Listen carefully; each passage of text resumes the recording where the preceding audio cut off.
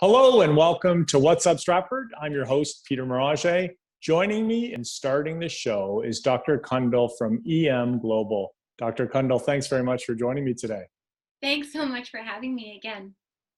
Well, we had the privilege of having you at Stratford General Hospital. You're now at Sick Kids in Toronto, so just give us a bit of a background on what you're doing there. Absolutely. I'm doing a fellowship in pediatric emergency care. I'm about halfway through and really enjoying my time here.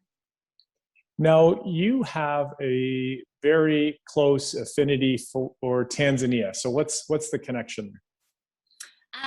Actually lived in Tanzania as a young child, starting at the age of 6 months, and I speak Swahili fluently.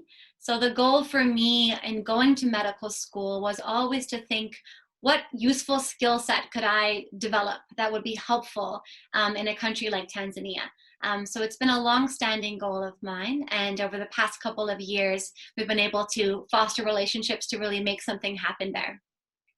And you have a collaboration between Canadian physicians, American and Tanzanian physicians as well under EM Global, correct?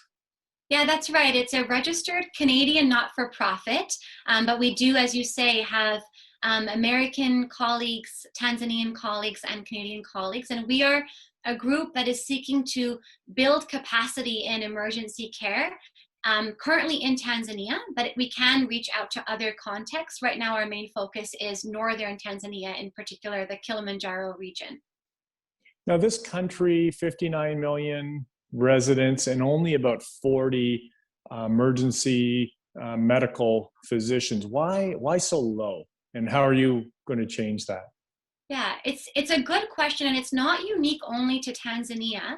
So emergency medicine is a relatively new field the world over. Even in Canada and America, this field did not exist decades ago. So you wouldn't have the same level of care that you would have if you came to a hospital where a doctor is specialized in caring for you in the context of trauma or acute disease. So it's new the world over, but it's especially new in developing countries. And there are many places in the world where there is no emergency department.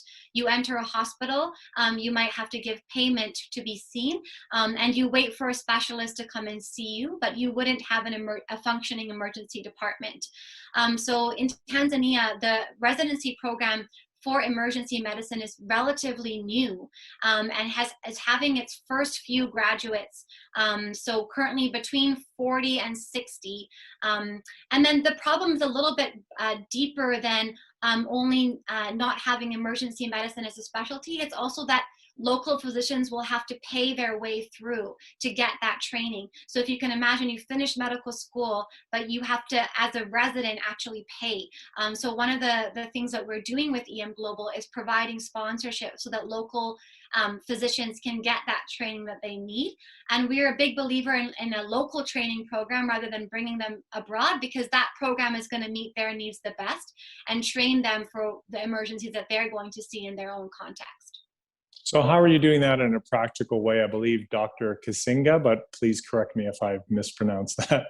Yeah, so our first sponsor physician that we are kind of taking through this journey is Dr. Emmanuel Kisanga, and he came from the northern region where we did our initial trainings in portable ultrasound, and he's traveled with his family to the capital of Dar es Salaam, where he's getting his 3-year residency program done.